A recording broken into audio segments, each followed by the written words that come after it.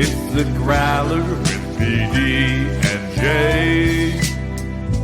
Here to analyze for you today. From Growler Bet to Jay's got stats. We hope you enjoyed this episode of the Growler Podcast. All right, welcome into the latest edition of PD and J. Paul Dehner Jr., Jay Morrison. Excited to be with you as we get ready to preview Bengals-Giants. But before we do that, there's only one way that we can start today's episode. Jay, do you know what that is? Nope. What is it? Happy birthday, buddy. Happy birthday. There Thank we go. you. Appreciate What's going that. on? How are you doing? Did you wake up and you realize that things were hurting a little bit more than they did the day before, feeling a year older? I'm not hurting, but I am feeling a day older because I'm starting to think, is it time to turn the heat on?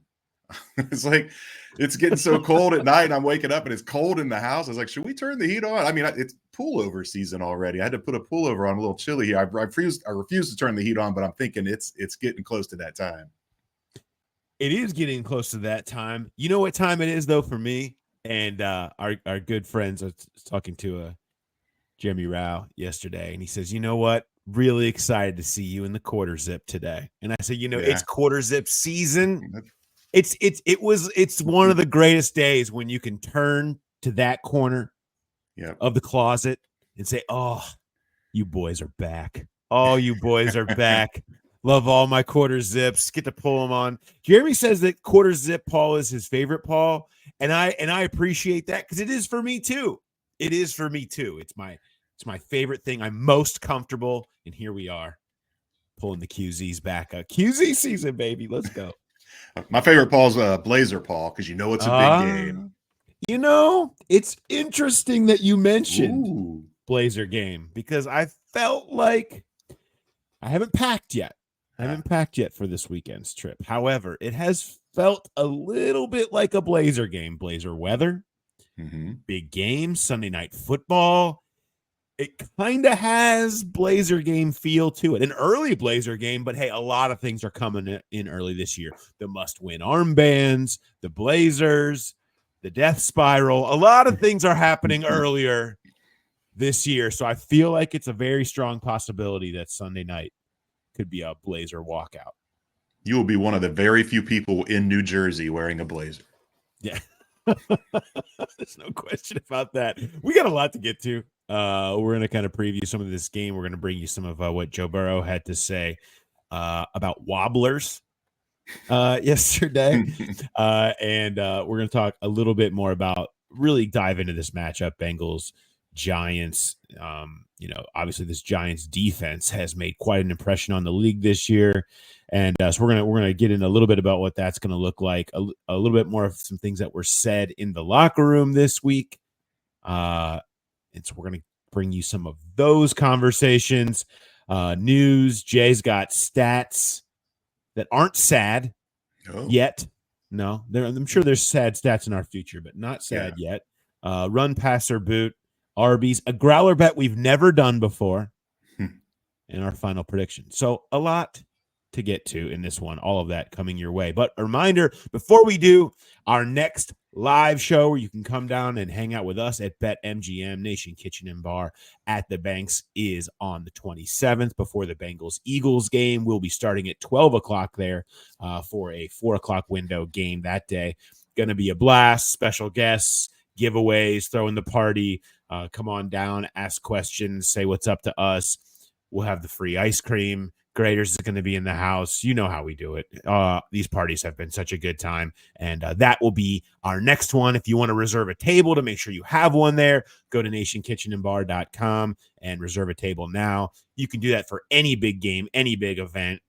And when you come to ours, $3 Cincy Lights, you got all the food that they make. The burgers are awesome. Everything they do there is so good. So make your way on down there. We certainly hope to see you at our next live event. Any chance we'll see Costume Paul at that live event? That's one of my favorite games on the schedule, is the game closest to Halloween when all the fans are dressed up in crazy outfits. And hopefully some of the people that come to the show will be in costumes. we obviously can't wear a costume to the press box for the game, but you could shed it after the live show. And yeah, very possible. So my costume hasn't totally been decided yet for this year. Sometimes I try to do something that's themed to what the girls are doing. And sometimes I don't. So we'll have to see. They're both doing different eras of Taylor Swift. So I'm not sure exactly where I'm going to fit in there this year. That's going to take some time to get that all totally figured out. But I'm not going to do Travis Kelce. I was just going to say part of that. Well, because they're not doing a current era. They're back in her past era. So I would have to, maybe I could be like her dad or her manager or something like that. That feels like kind of a place that I could, or one of her backup dancers, maybe. Has she ever dated anyone else famous? Yes. There's lots of songs about them. I mean, we don't have to go down. Maybe I'll be Jake Gyllenhaal. I'm not sure exactly how that will work. We'll figure that out. All of that to come. I have a feeling maybe that's something we dive into a little bit more on Who Dey Light. That'll be coming tomorrow with Mark. All of those, send those questions over to the Growler Podcast at gmail.com if you have questions or comments. And of course, Growler Bet submissions all go to there. News, Jay. And we got news from yesterday. Injury report wasn't necessarily anything breaking, but a couple of guys that we weren't expecting popped up on it. Yeah, Mike Gesicki was on there. Zach Moss was on there. We saw him leave the game, but he also came back and played. It was kind of similar to Carolina, where Mike Hilton left, came back and played. Then it's a little sore the following week. So Zach Moss did not go. Gesicki was limited. So we'll see how that goes. Sheldon Rankins back at practice for the first time. He was limited. Tried to talk to him in the locker room, and he said he'd be right back, and he never was right back. So hopefully we can catch up with him today. Yeah, so we'll talk about, what this is going to look like. This could be the first game where they essentially have their full complement of defensive linemen. They haven't had that at all yet. I mean, you have Miles Murphy is back now. McKinley Jackson is back now. They came back and debuted last week, but Sheldon Rankins wasn't back. He got hurt in the Kansas City game. Now you finally get to have Rankins, Hill with a Murphy rotation with Jackson and then Trey Hendrickson, all the way that they expected it to be. And obviously they're banking on Sheldon making a big difference. They paid him to make a big difference. They need more pass rush, specifically up the middle. A lot of pressure is on Sheldon Rankins to come back and be an immediate impact player. They need every bit of help they can get, and they paid him a lot to provide it. Yeah. Another guy that was a surprise on the injury report who could put a wrench in that plan of having the full complement, although he hasn't done much this year, is Joseph Osai. He showed up as a surprise limited with a shoulder injury. But again, I think you'll live with getting Rankins back and having Murphy and having that whole rotation. Osai might not even be active if he is healthy. Yeah, we'll see how that plays, but they expect having DJ Ivey also back. Yes, in practice this week. So potentially DJ Ivey, he of 21 snaps last year as a 7th round pick, but they were very impressive 21 snaps. And but really on special teams is where he was kind of making his impact, and that's where we could see him show up as a gunner opposite Tyson Anderson potentially whenever he comes back. He's eligible now. And so it could be this week. It could be just a couple of weeks of practice for them to get him ramped up. We'll see if Ivy gets into the mix. Obviously, a potential answer to the Dax Hill injury. You originally think, well, it'd be Jalen Davis. Well, they could go with Ivy and just have Josh Newton continue to be the backup to Mike Hilton, who was all the way back at practice yesterday. So it looks like things are trending in the good direction for Mike Hilton to return this week. Yeah, and a big deal if Lou continues to lean into the blitz, getting Mike Hilton back. That's one of his specialties. He even said he's a little bummed that he missed last week's game when he saw the game plan and it was going to be so blitz heavy. Yeah. So I have a story that will be up on The Athletic tomorrow. My goal was to canvas all ball knowers, Jay. Find some people that know ball that are tangentially connected to the Bengals situation and some directly, and figure out answer to two questions. One, is this fixable? Two, what is the primary problem? I talked to a couple. I went to Logan Wilson, Mike Hilton as resident veterans who know what it's supposed to look like. Talked to Lou Anarumo, Brian Baldinger, Deontay Lee.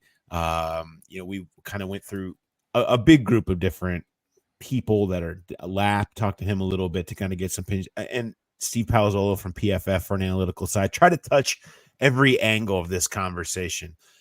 The need to just kind of lean into the blitz is a common theme that we saw that last week.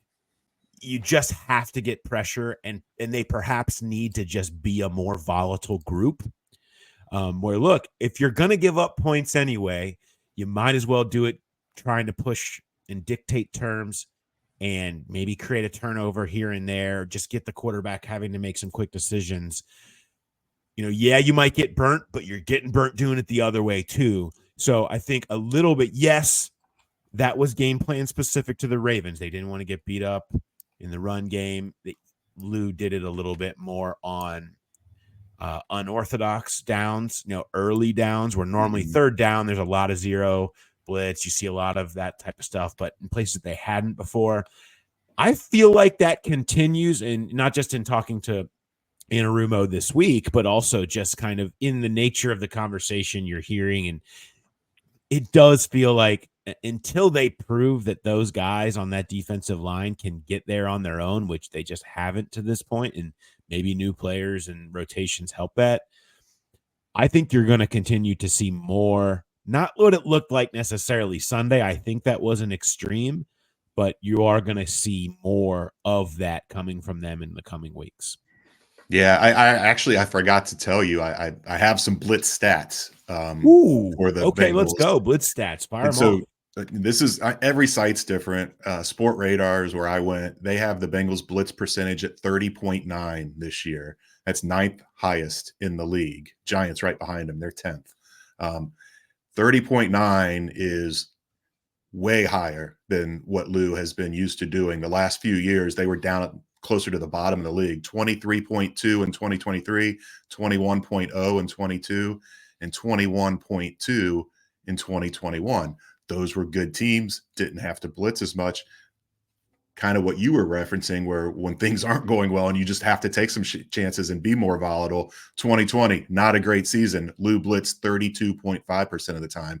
2019, awful season, 34.3%. So you're seeing it kind of coming back around where there are issues defensively, and that's one way to address it. It was the most against Baltimore because that was so game plan specific, but overall that didn't inflate it for the whole year. They're at 30.9 through 5 games.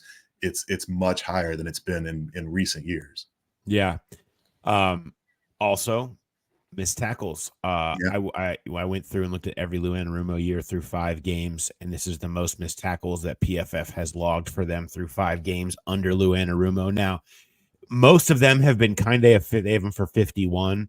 I think Lou might have that number a touch higher because it seems like he's always 1 or 2 higher. They're pretty critical in the way they graded, he says. But this still, by those ratings, are the most that they've had. Only in 2022 were they really a great tackling team.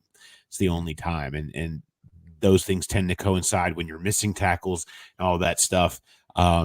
You tend to get a little bit more aggression trying to force the issue, and perhaps that's what we see. I feel like that's the direction they need to go when the offense is playing that way. And I sort of posed a question to Zach Taylor about that yesterday. Like, when you have an offense that is playing at this level, it just seems like you have more ability to just throw caution to the wind and say on defense, just go for it, right? Look, people who listen to this podcast for a long time know I've referenced this a lot. I used to cover the minor leagues of arena football. Okay.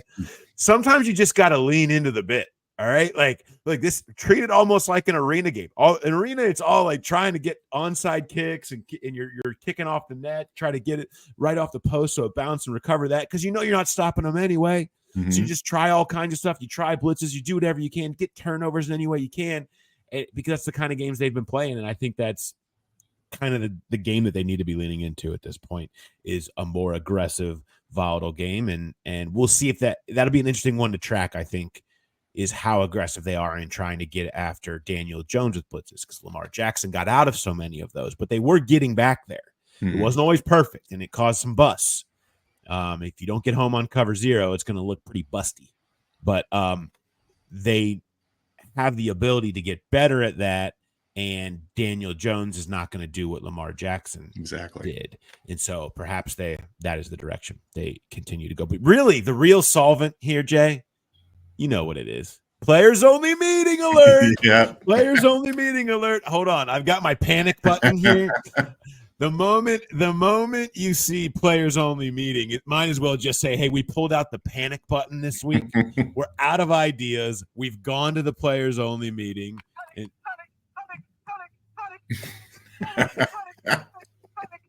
that's it. They've gone to the players only meeting. They've gone to the panic alert. I think here's the players only meeting is one of my things I love. You cover this league long enough, you see these cycles, right? Let's call it the death spiral order of operation on defense. It really kind of goes for either side of the ball, but we'll just focus on defense. When you start with the excuse, like first week excuse, okay, it was X happened this week. I didn't anticipate that happening, but we'll be better at it. And then it happens again, and you get what? You mirror looking time. There's always we got to look ourselves in the mirror and figure out what's going on there.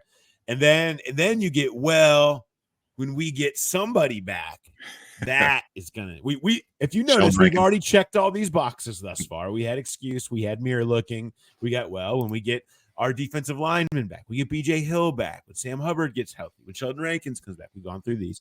Small personnel changes come next after that. Mm-hmm. We've seen small personnel changes. Those things start happening. Then after that, you get out of character scheme changes. Here we are. Check that box off. We've seen that. We've seen the out of character scheme changes have happened. And then we are where we've reached right now, which is 0.5. That is the players only meeting. And then after that is the praising of effort. We're in that portion of the program in the death spiral right now. We're at players only meeting and praising of effort. Okay, so that's what comes next. Now, what comes after that, you're going to get locker room blow up comes. Okay. At some point after you have praised effort and had players only meeting and it still goes wrong, you get locker room blowout. Then you get devastating injury that just ends up being the reason they blame it the rest of the way out. Pride talk. You love when pride we just got to have pride as men, right? You're going to get to that portion of the program. You know, it's really bleak at that point. Prominent player will lose job after that. Then it's fire the coordinator season, then more pride talk. That was not his fault. And then you start playing for next year. So they're at a 12 points order of operation on the death spiral. They're only at between 5 and 6 right now. So there's still time to get out of the death spiral, but we're pretty deep into it. It's exactly 12 steps. It's a 12-step program, except they're not working towards getting better. It's going the opposite direction. It's working towards Armageddon. So yeah, that's hilarious because we've hit so many of those stages already, and hopefully the devastating injury does not come. You don't want to see that for anybody, but and we're at the step when we get X back. Sheldon Rankins, he's the key. They get him back this week. Maybe the steps stop at 6 and it reverses. Yeah, I like that 12-step process. Okay. All right. One other thing. Let's move over. We have tried to make up for preseason, I think, in the amount that we have talked about the defense in the recent weeks. And because it's sort of we're doing the opposite of what we did before the season started, and now we've been glossing over the offense because it's anybody with eyeballs. And an NFL Twitter account that you can follow and just see the highlights flow through knows exactly what's happening over there. Joe Burrow and Jamar Chase are playing at insanely high levels. The offense is the one that they have always dreamed for it to be. They finally got protection for Joe Burrow as the Bengals are leading the NFL in pressure rate allowed on offense on the offensive line. Burrow's getting the ball out. Higgins and Chase, they're scoring 30-plus points in every game since Higgins' return. You know these things. It's going well, okay? We've talked about it. Here's Joe Burrow, though, from yesterday, a couple interesting things that came from his press conference, specifically about his own level of play and how it could even get better. Joe, do you feel like you're playing some of the best football of your NFL career? I would say that, yeah. Yeah, I mean, coming off the wrist, there were so many questions about what you would be, what you could do, even for yourself, you didn't know. Are you surprised that it's gone this well so far? No, I wouldn't say that. I would say I'm still not quite throwing it the way that I would like. I'm making good decisions. I'm putting the ball where I want to. I still think there's another level of improvement that I can get to coming back from injury on ball location and spin rate and all that. So that's going to continue to get better as I get healthier. And so there's always another level to find. When you talk about your spin rate, not being totally satisfied with it, do you think that's the type of thing that only you notice as a perfectionist? Do you think your receivers see a difference? Yeah, I told them they might have to catch a couple wobblers this year until we get it back on track, but that's part of coming back from injury. Is it every throw? Is it an occasional throw? How often do you feel that there's a difference? It's just occasionally. That's something that you're working through. So there's Joe Burrow talking about wobblers. He can almost, the fact that he's at the point at what he's shown is he can be a little more honest and almost joke about his own wrist recovery situation, kind of tells you how comfortable he is with where he's at. And that shows where, you see a few of those that don't quite come out as crisp, where every throw isn't perfect. But for the most part, the majority of them are still so good. And that's allowed him to still play at a level that, like he said, and confirmed, I guess, the best of his career. I just thought that was interesting that he's kind of almost jokingly admitting, like, the spin rate and the consistency of all the throws is still kind of affected by his work coming back from the wrist. Obviously, that hasn't affected his ability to still be incredibly effective at the position. Yeah, I mean, part of it I think is just him being honest, and then part of it too, he's so dialed in and drilled down on getting better every day. And when you're playing as well as you are right now, it's I guess, I don't know if you go searching for things, but that's something you can say, look, this little thing isn't quite where it needs to be yet. That's something that can still get better. So maybe even a little message there where this offense is going to get even better once he starts feeling better. But I haven't noticed, kind of like Dan Hord's question, is this only something that Joe notices? Because it's not like he's afraid to throw outside the numbers or down the field. He's making all the throws that he's made in the past, even more so in some regards. So it has been encouraging to see the way he throws the ball, and then to know that he's not all the way back yet leads you to believe that right now, he said, going into week 6, he's playing the best he's ever played. Maybe it's even better in week 8, week 10, week 12 as the year goes. I tweeted this out earlier this week. The compilation of Burrow's 20+ yard completions this year. And because I'm addicted to the new NFL Plus, it's amazing. I'm telling you, I used to feel like a productive person on Monday mornings. Now I just end up in like tape situational cut up wormholes because it's so easy to filter out by situation and watch all of them in a row of certain types of throws, deep into the filters of whether there's motion, whether there's blitz, whether there's pressure, whether it's second and long, certain short, air yards, you name it. But if you look at the way he's thrown, first of all, he's third in the league in completion percentage on 20+ yard balls where he's throwing the ball downfield. He's hitting them. They're right on target. He's 7 of 13, 53%. And he's thrown them to different people. It hasn't like it's been just Jamar or anything like that. So when you look at that, they don't look. I guess maybe the first one to Jamar in week 1 against the Patriots is the only one that comes to mind when you think it looked a little wobbly or soft, but I think you threw it that way on purpose. Most of it, they don't look that way. They look like they're coming out good. They're on point. They're right where you want it to be. So it's not like you watch it and feel like he's not making throws. You see him rip a lot of these intermediate digs that he has just been hammering to T and Jamar in these games. Like, I feel like those throws, those ropes outside the numbers have been there. I feel like, look, if there's another level to this, then good for him, man, because he's playing at such a high level. It's not incredibly noticeable. That was the concern with the wrist originally, right? Is okay, maybe there would be some that aren't quite there. You're not quite getting the level, but how much will that affect accuracy? How much will that affect the efficiency? Well, he's up over 70% completion. He's third in the league in deep ball accuracy. He's playing at the highest level of his career. it looks like if it is something that's going to follow him, it's certainly not going to hinder him to the point that he can't still play at an MVP type level. Yeah, and one thing is the wrist is better, and he it's not all the way where he wants to be, but it feels better. But the other thing is the confidence and the way the O-line's playing, and he feels like he has more time to sit back there and wait and take those deeper shots. And I think that's a big part of it too. This is probably it is the best pass protection he's had since he's been here. Yep. And we talked about that, back when I wrote the T. Higgins 4-part series.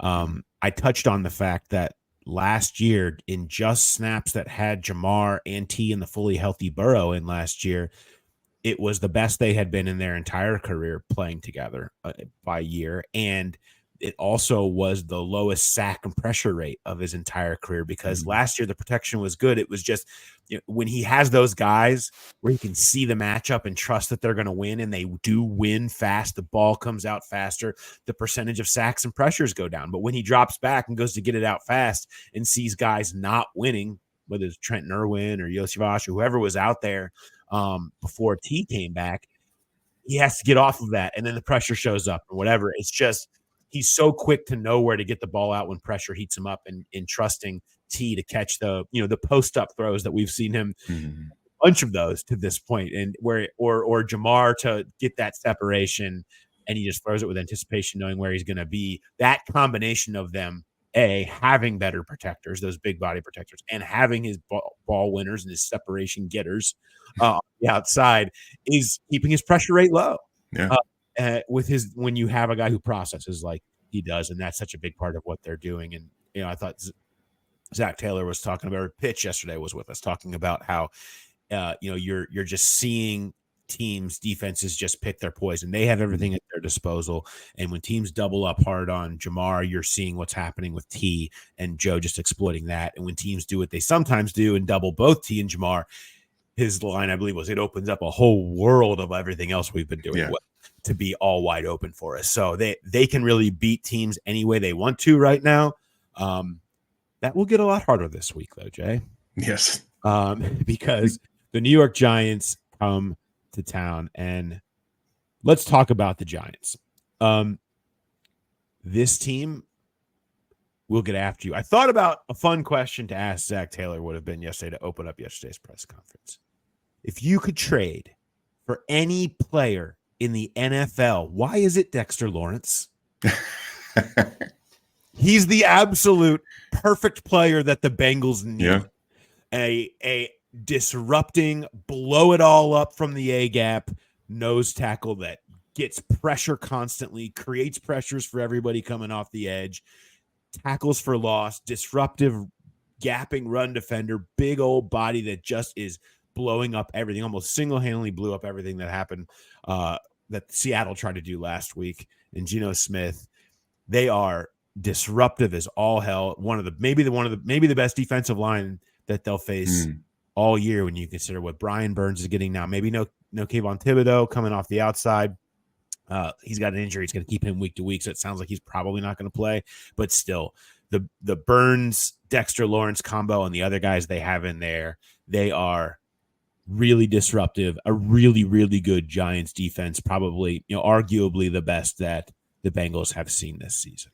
Yeah, I mean, they lead the league with 22 sacks, and Thibodeau only has 2, and Burns only has 2. When you look at Dexter Lawrence, he's got 6. As a defensive tackle, he's got 6. He's half a sack off the NFL lead, and it's not like he's been a slouch throughout his career. His career high is 7.5. He's got 6 already through 5 games. So it's the pressure comes from all over the place. I mentioned it where they're right behind the Bengals in blitz percentage. They've got a safety that has 3 sacks at second on the team. So it's going to be a challenge, even with Thibodeau out, to keep this offense going the way it's been going. I have a stat that I feel like would have been a really good one for a mulleted Jay Morrison at Ohio University back in the day. Havoc rate. Yeah. Rate of havoc created for every opportunity. I feel like that was kind of your wheelhouse back in the day, back in earlier birthdays. I feel like your havoc rate was quite high when you were mulleted and crushing things in Athens, Ohio. You could even go back to high school. Yeah. I've heard those stories. So the Jay Morrison havoc rate, this is from Warren Sharp, who it's a rate of plays that resulted in either a sack, forced fumble, interception, tackle for loss, or a pass breakup. So the big splash plays. New York Giants #1 in football. Cleveland Browns #2 in football. Hello, next 2 weeks. Okay. So you've got a couple of defenses that will cause all kinds of problems. You know who's 32nd on that list, of course. So, how far behind are they of the 31st team? The actual numbers are not listed. It is Okay. just 1 through 32. I don't have the havoc rate specific numbers in front of me, but yeah, you know that they're 32nd. And so this is a tall task and a new test for this Bengals offense that has really been humming. Been so much of it, though, really does stem from what Dexter Lawrence is able to do. It's just, Bengals fans that have been around, the pre-Burrow Bengals fans that listen, which is a lot of our audience, they know. Geno Atkins, think 2012, 2015 Geno Atkins. It just changes absolutely everything. And Reader brought some of that for them in recent years, but this is Reader on steroids, man. This is the pass rush in the consistent living in the backfield that you're getting is more than what DJ Reader was bringing. Dexter Lawrence is having an otherworldly type of season. So Ted Karras, Yep.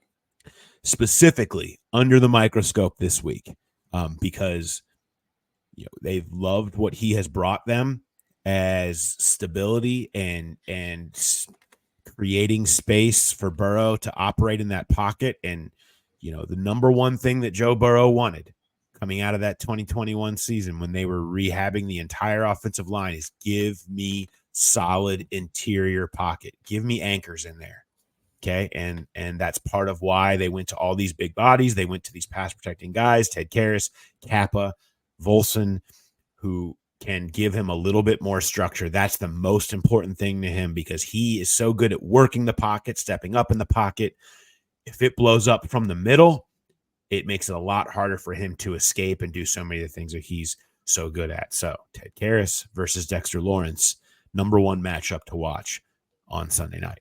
Yeah, and not just the physical part of it. I mean, you're on the road, so you're dealing with crowd noise and what we referenced earlier with how much they blitz, where they bring the pressure from in all these different areas. And so the mental part of it for Ted and setting the protections is going to be really big too. And if you're in a dogfight with an elite player, snap after snap after snap, it's hard to stay sharp that way mentally. And so I think it's going to be a huge test all the way around for Ted in this game. It will. Bengals O versus Giants D is super fun. I mean, there's players everywhere. You've got Burrow and everything that they've been doing up front. It's a really electric Giants defense versus an electric Bengals offense. I don't know the other side's going to be as fun, but you do get Malik Neighbors, who in the draft process, you heard a lot of people around the league talk about the comp of Malik Neighbors to Jamar Chase beyond just the fact that they were great at LSU. You do. And Dan Pitcher said yesterday, he's not Jamar Chase, but he sure does do a lot of things that remind you of Jamar Chase when you watch the way Malik Neighbors plays football. And boy, do they feature him. Now, he's in concussion protocol. He did not play last week because of it, but does appear to be checking the protocol return boxes that suggest he would be back Sunday. So we don't know that, but I mean, God, they were just targeting the living hell out of him, saying we are going to force feed Malik Neighbors because he's our best receiver, and let that be what helps make the offense go. And it has. They have done better. Daniel Jones has looked better. They haven't looked as inept offensively as you've seen during portions of Daniel Jones's career. Neighbors certainly has helped that. You wonder what the Bengals' answer will be to Neighbors, will they try to do some sort of a traveling? Do they feel like, is DJ Turner or Cam Taylor-Britt a better matchup? I don't know that they have a confident #1 guy right now that they would want to travel anybody with Malik Neighbors. They probably are just going to be trying to double up wherever he goes. I think they're going to employ some of the defenses that we've seen teams use against Jamar Chase over the years, specifically when maybe T. Higgins hasn't been playing on the other side, those doubles, those brackets, a lot of clouds, and just saying anybody but Neighbors. So they know what that looks like. They've gone against it plenty. I would expect to see them doing quite a bit of that, assuming Neighbors does end up playing on Sunday night. Yeah, he leads the league in receptions and is second in targets, and he's missed 20% of the games by not playing last week. It's just it's kind of reminds you of early Andy AJ, where it's just feed the ball to him over and over and over again until they went and got Sanu and Marvin Jones. And he's been really impressive to watch, and that's going to be something to keep an eye on this week. Like you said, it sounds like he's trending towards playing. Be a big break for the Bengals defense if he doesn't. And do not discount the scrambling. It's not Lamar, but do not discount the legs of Daniel Jones, who one of my NFL Plus cut up wormholes that I went through. I love looking at high leverage situations, which people know I love high leverage alert, which is third down red zones, third and fourth down in the red zone, the game-changing plays week in and week out. A lot of Daniel Jones scrambling in there where doesn't see it and ends up trying to take off and can get those plays done with his legs. So again, when we're talking about a red zone area where, the Bengals need to win, it's your defense can give up yards, not points, right? They need to get back to that. They've just given up yards and points this year. They need to get back to the fact that, okay, get the yards. The red zone defense is one of those that needs to be better and start getting stops down there, because that's how they're going to win games, because the way the offense has been able to score touchdowns so often. But keep an eye out for Daniel Jones with his legs down there. All right, Jay, you got some stats for me? I do. So this is it. It struck me again last week, Jamar, the 70-yard touchdown. It's like, how many times has he done this? I picked 60 is the barometer. How many 60-yard touchdowns since he came into the league in 2021? There have been 129 60-yard touchdowns in the league, and he has 10 of them. He has 8% of the league's 60-yard touchdowns. Tyreek Hill has 7. Nobody else has more than 3. So I went all the way back to the 1970 merger and went to see, who has the most. And you would expect Jerry Rice, 23. He didn't get his 10th until his 6th season in the league. Wow. All the other guys on the list: Deshaun Jackson, 7th season; Randy Moss, 8th season; Tyreek, 8th season. The only other guy that did it in the 6th season was Stanley Morgan. He had 11 for his career. He got the 10th in the 6th season. Jamar's done it in his 4th season. It's remarkable how it keeps happening over and over again. And my next wormhole, you do the cut-ups, I do the spreadsheet. I don't know if anybody's ever had a 60-yard touchdown in 3 consecutive games, but that is going to be the next thing I look for. And maybe I wait and see if Jamar actually does it against the Giants before I look it up. But it would be fun to know what's on the line if he can rip off another one Sunday night. Well, and Joe Burrow finding explosives in every game since the opener. I mean, you have Burrow hitting the 40-yard completions in every single week at this point, and he's finding those. He's completing those. And as Burrow said, when you just throw a bubble screen and Jamar takes it 70, he could quote, pretty good for the old stat line. Yeah. So, the one thing to make sure we mention, if we're going to talk about that play real quick, is how everybody you talk to inside the Bengals building says that is Eric All and Drew Sample teach tape blocking that up. And we talked about that, I believe, I think in the walkout, we talked about that, different ways they have found explosives utilizing the 2 tight end set, the 12 personnel. They've used it for max protect to give time. We saw that in the deep ball to Burton against Kansas City. Another one to Jamar where they would have max protect, where the 2 tight ends line up together, blocking up one of the edge defenders while everyone else slides over the other direction. And here you see it in a bubble screen where you have the 2 tight ends out in front of Jamar leading the way in sort of a 2-on-2 type of situation, hat on a hat, holding them up where they couldn't even get off those blocks while he sneaks right through. And then no one wants to see old baby oil boy in the open field, right? Like I do the Jamar face. What? You can't be doing that today in this life. Yeah. so hard to bring down, obviously, and it makes him so dangerous. He's beaten him every single way to this point. By the way, I'm sure he'd be happy to see old friend Nick McLeod, right? A Bengal for a hot minute and was kind of cut, the practice squad guy, just playing corner for the Giants right now. So yeah. I'm sure the Bengals would be happy to go after that matchup the same way they went after a couple of matchups in previous weeks. All right. That's a little bit of a game preview. We've got a little bit of Jay's Got Stats that we have dropped down on you. Run, pass, or boot. We have a run, pass, or boot for this weekend for everyone to play. Yeah, we do. I was just trying to think of what the key themes will be for this game. And so this is a run, pass, or boot. The number's going to be low, single digit for all three of these. But which will be greater? We assume they're going to be single digits. Which will be greater? Giants sacks, Giants yards per carry, or Bengals scoring drives? Okay. So I think Bengals scoring drives, I think it's fair to think that they'll still end up in the – I think they still end up in the 5 or 6 area. So I'm going to run with scoring drives. I am going to pass on yards per carry. I think they end up in the 4s. That feels right.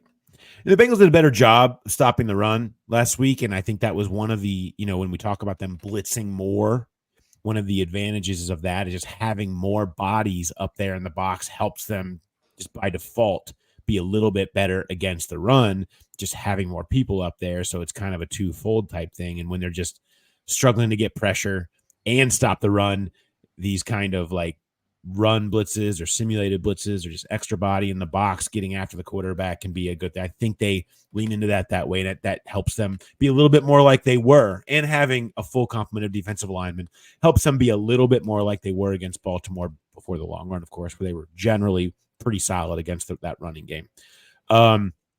And then I'll boot the Giants sacks. I think they'll get some, but Burrow does get the ball out quick. The offensive line is protecting pretty well.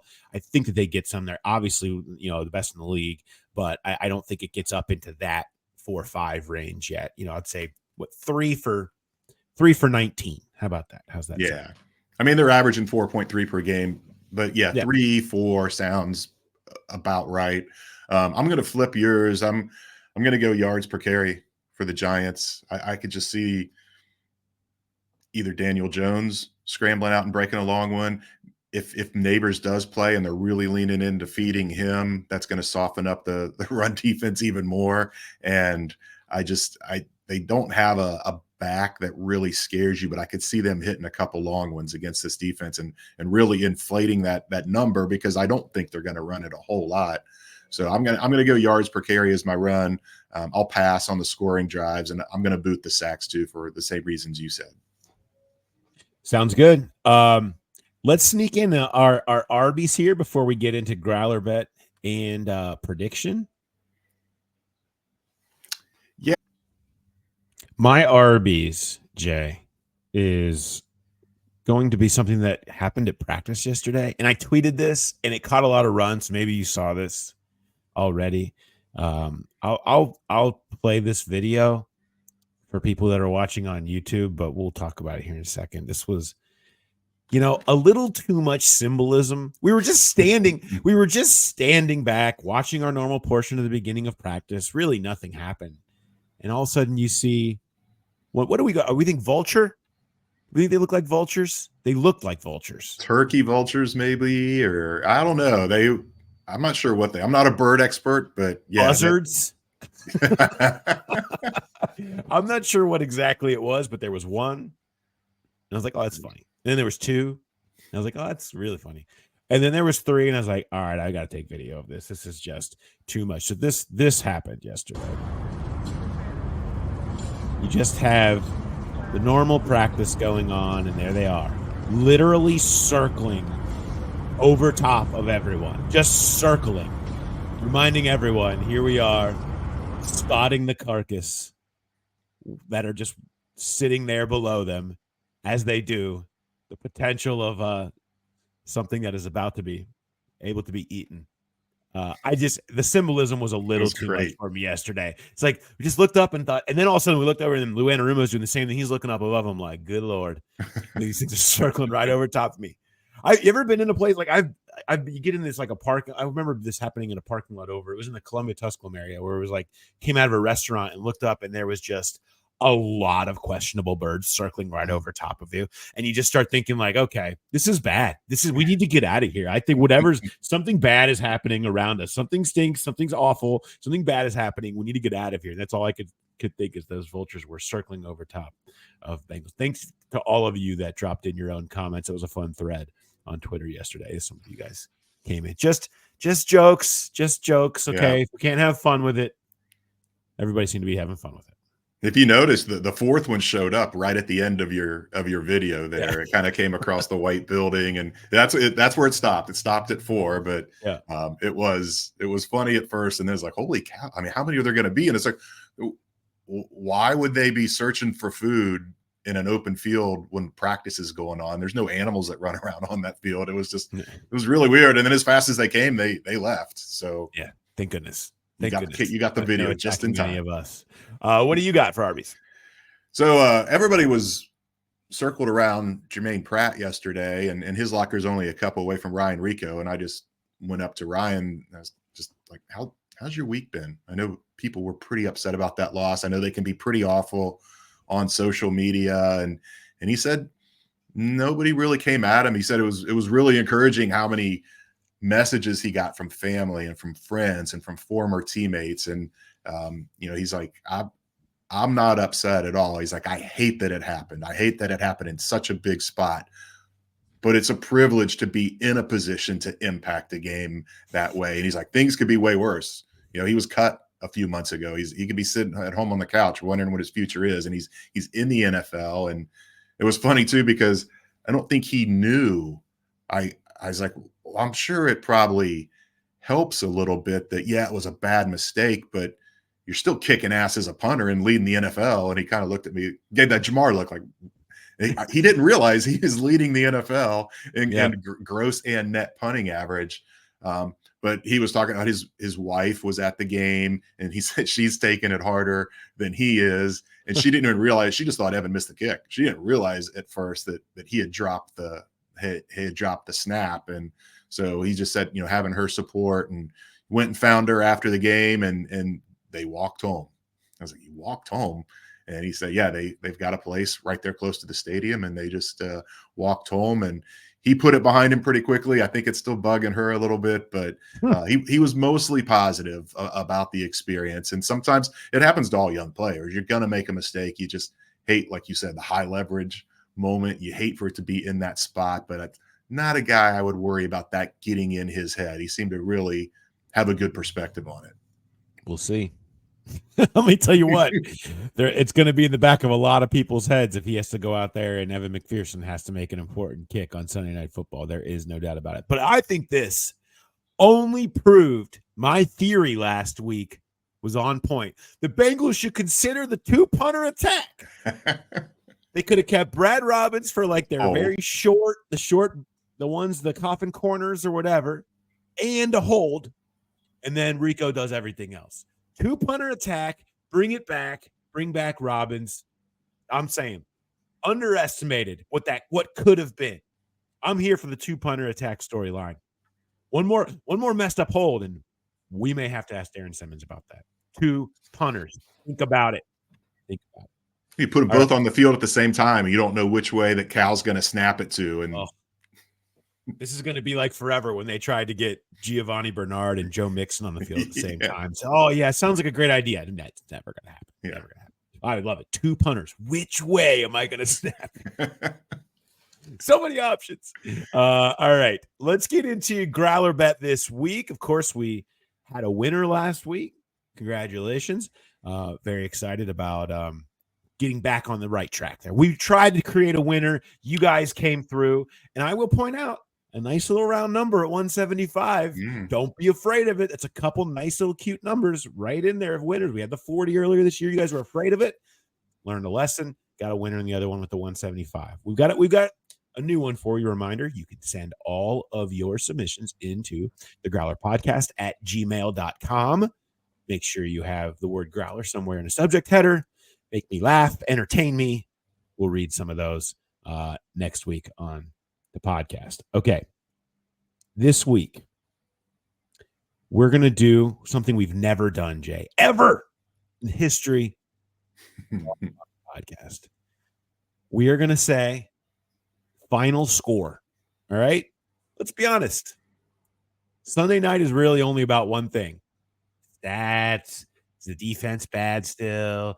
Is Burrow throw for this? Does Jamar do that? Does Malik Neighbors do that? None of it means anything. None of it means anything. They have to win.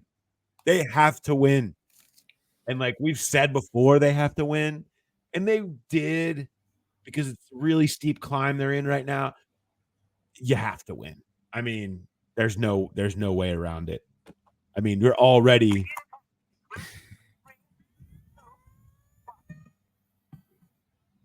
yes. Panic. It's about winning. So you send in the final score. All right. Now we're trying to, that's a hard one, right? It's hard. You just get it both numbers right. You know, who knows? So we'll say you have to have obviously the winner correct. You have to have one number exactly right. And the other one has to be, how about within a field goal? Okay. How's that sound? That sounds fair. How about we say the winning team has to be exactly right, specifically. Mm-hmm. And the losing team has to at least be within a field goal. We like that? That works. How about if we make it even more interesting? What if they pick a scoreagami and get it right, can we make them graders worthy? No question. Graders worthy and the barbell at Nation, both of those coming your way if you pick a scoreagami. Man, Google it. I mean that is bold. I'll throw in something extra. We'll come up with something else on the spot. Scoreagami, that's hard. But so you got to quit. Do you want to go for it all? Or do you want to just try to get a nice W?